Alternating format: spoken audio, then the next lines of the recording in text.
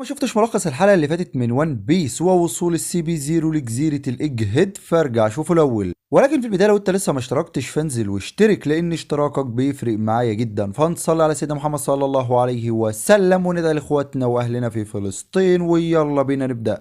لسه مكملين مع بعض داخل جزيرة الايج هيد. عرفنا معلومات مهمة جدا عن القرن الفارغ في الحلقات اللي فاتت، ولكن المعلومات دي على وشك ان هي تكون السبب في قيام معركة اسطورية، معركة هتهز العالم كله. فيا ترى مين هيكون اطراف هذه المعركة؟ وما الذي سيحدث؟ ده اللي هنعرفه ان شاء الله مع بعض. عشنا مع طاقم قبعة القش رحلتهم داخل بلاد ضوان، وخلاص انتهت الرحلة، والوقت بنبدأ رحلة جديدة معاهم، رحلة داخل جزيرة الايج هيد او ما يعرف بجزيرة المستقبل.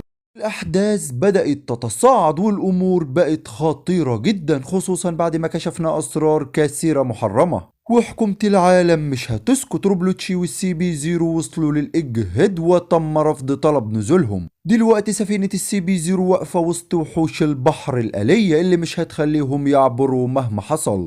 بيسألوا لوتشي ماذا نفعل؟ بيقول لوتشي ما قدامناش اختيار تاني، استعدوا جميعا من أجل التخلي عن السفينة. احنا هنستخدم قوة السرافيم إزبرد وهنطير للإيج هيد، وبمجرد ما هنرحل هيتم تدمير السفينة فورا. بيقول له كاكو ولكن دي مخاطرة كبيرة جدا، وستيسي بتقول له طب خلينا نصبر شوية.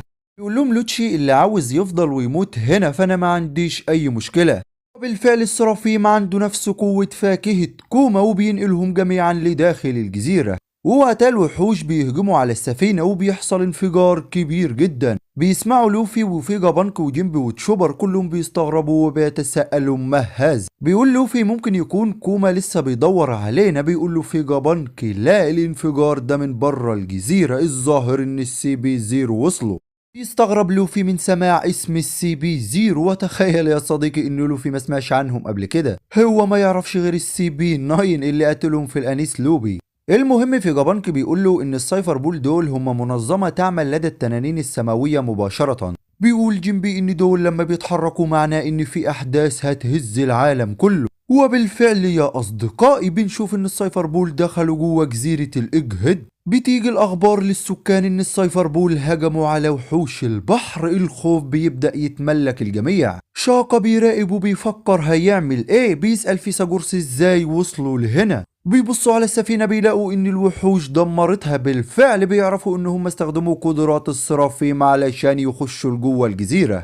بيقول شاقة طالما هم عازمين على القتال اذا ما باليد حيلة. وبيوجه شاقة الامر لكل العمال والباحثين داخل الجزيرة بالاخلاء فورا لان معركة كبيرة هتقوم. وبالفعل الانذارات بتبدأ تنتشر في كل مكان. وكمان شاقة بيقول لفيثاغورس جهز السرافيم وخلي سنتومارو يقودهم. سنتومارو موجود في الايج هيد هو كمان. الامور شكلها مش هتكون سهلة ابدا، ولكن الاهم دلوقتي ان احنا هنشوف السرافيم. السرافيم رقم 1 هو اس هوك، والسرافيم رقم 3 هي اس سنيك، والسرافيم رقم 4 هو اس شارك، وطبعا رقم 2 هو اس برد اللي موجود مع السي بي زيرو حاليا. وبيتم إصدار الأوامر للسرافيم بالتوجه من أجل القتال أمام السي بي زيرو والدفاع عن جزيرة الإيج هيد. وبنسيب السرافيم والسايفر بول والشاقة وبنرجع تاني عند لوفي وفيجا بانك. وفيجا بانك بيقول للوفي إن السايفر بول جايين علشان يقتلوه وجه الوقت من أجل الرحيل. بيقول للوفي خلاص مفيش مشاكل تعالى معانا. بيضحك فيجا بانك وبيقول للوفي أنا كنت عارف إنك هتوافق، يلا نطلع لفوق علشان المكان هنا هيكون ساحة معركة. خد صاروخ من جوه الجزيرة وهتبوني معاك وتعالى للمختبر في الأعلى.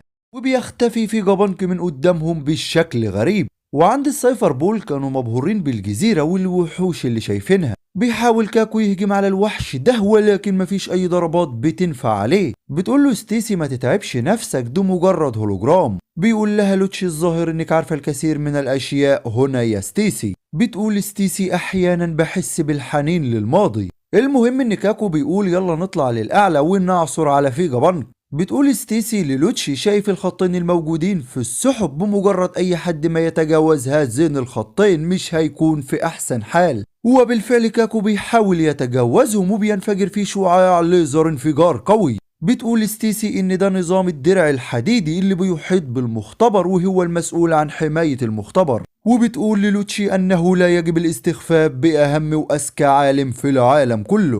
وقتها بتوصل عندهم أطلس وهي كالعادة غاضبة وبتقول مين اللي بيعمل شغب في المكان غيري. بتقف قدام السي بي زيرو وبتجهز للهجوم عليهم. كاكو بيقول هي دي هولوجرام ولا حقيقية وإيه حكايتها. بتقول ستيسي إن دي أطلس إحدى نسخ فيجا بانك. بيقول لوتشي فهمت إذن هي فريستي. وأطلس بتقول أنا لن أسمح لأي شخص بتهديد الإجهاد. سانجي بيقول لشاكا وقفها بسرعة. ونامي بتقول إن لوتشي خطير جدا. بيقول شاكا أنا عارف. وبيقول لأطلس توقفي انت مش هتقدري تعملي لهم أي حاجة. ولكن أطلس بترفض ودلوقتي مش هتتراجع وخلاص هتهجم على لوتشي. بيخلع لوتشي قناعه ورداءه وبنشوف هيئة النمر أو الفهد مرة تانية. بتهجم أطلس على لوتشي ولكن بيتفادى ضربتها بسهولة. وبعدها لوتشي بلا أدنى رحمة بيضرب أطلس ضربة قوية جدا. أطلس بتسقط وهي دلوقتي تقريبا بتحترق من الداخل. فقدت الوعي وكل شيء في جسمها بيتدمر. الكل مستغرب ليه السايفر بول بيعملوا كده، مش المفروض هم حلفاء ليهم. ولكن الانذارات خلاص بقت حمراء وتم اعلان حالة الطوارئ. الامور خرجت عن السيطرة. الكل بيبدأ يهرب. لوتشي بيقول ان اطلس لسه حية وهيخلص عليها. يخرب بيت اهلك، مفيش في قلبك اي رحمة. وبنشوف جنب هذه الأحداث لوفي وجيمبي وتشوبر وبوني كانوا عمالين يجروا بيدوروا على الصاروخ اللي قال لهم فيجا بانك عليه. بيقولوا تشوبر هو احنا ليه ما فكرناش نسأله عن مكان هذا الصاروخ. المهم بيفضلوا يتحركوا بسرعة كبيرة لحد ما لوفي بيشوف قدامه لوتشي. لوتشي بيقول قبعة القش. وجيمبي متفاجئ وبيقول دول جايين فعلا يقتلوا فيجا بانك. بيسأل لوفي لوتشي بتعمل ايه هنا. بيقول له لوتشي دي جزيرة تابعة للحكومة، انت اللي بتعمل ايه هنا. بيقول كاكو قبعة القش موجود هنا هيسبب لنا مشاكل وكمان معاه بوني. بيقول كاكو للوتشي ما تهجمش على قبعة القش علشان هو خلاص بقى يونكو وما نقدرش نهجم عليه إلا بإذن من السلطات العليا. وستيسي بتقول للجنود يروحوا يبلغوا الحكومة فورا. ولكن هل لوتشي هيقدر ما يهجمش على الشخص اللي هزمه زمان؟ المهم لوفي بيلاحظ اخيرا اطلس وبيقول لجيمبي خد بوني. وبيقف قدامها وهو مصدوم من شكلها ومن اللي حصل لها. بيقول تشوبر ان دي الفتاة اللي قابلناها لما دخلنا الجزيرة. لوفي مصدوم وغاضب وبيقول للوتشي هو انت اللي عملت كده. بيقول لوتشي ما تتدخلش في شيء يخص الحكومة. بيقول له لوفي انا مش عارف انتوا جايين هنا ليه، ولكن هذه الفتاة قامت بمساعدتنا وادتنا الطعام. وده معناه يا اصدقائي زي ما احنا عارفين ان هي بقت اعز اصدقاء لوفي. لوفي خلاص دلوقتي الموضوع بقى شخصي بالنسبة له. واحد من اليونكو امام السايفر بول. هل لوتشي هيقدر يمسك نفسه وما يقتلش لوفي ولا يهجم عليه، ولا هيخترق القوانين وهنشوف قتال تاني بين الاتنين؟ الوضع أصبح خطير جدا في الإجهاد. ما الذي سيحدث ده اللي هنعرفه إن شاء الله مع بعض في الحلقات القادمة. وكده نكون وصلنا لنهاية الحلقة. ولو انت وصلت لحد هنا فأنا أحب أشكرك من كل قلبي. أتمنى الفيديو يكون عجبكم وأشوفكم إن شاء الله في الحلقة القادمة. وسلام.